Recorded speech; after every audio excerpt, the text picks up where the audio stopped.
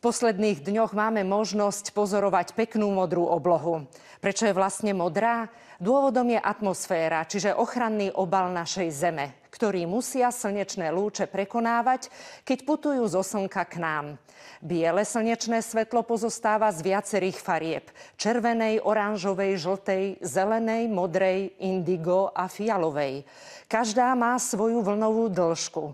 Červená ju má najdlhšiu, fialová a modrá zasa najkratšiu.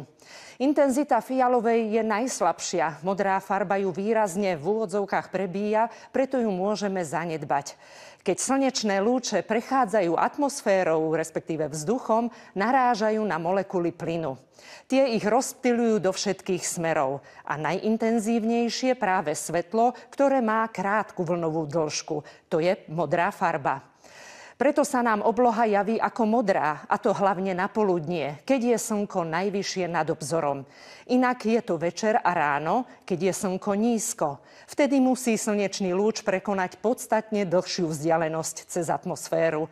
Vtedy dostávajú priestor tóny oranžovej a červenej farby.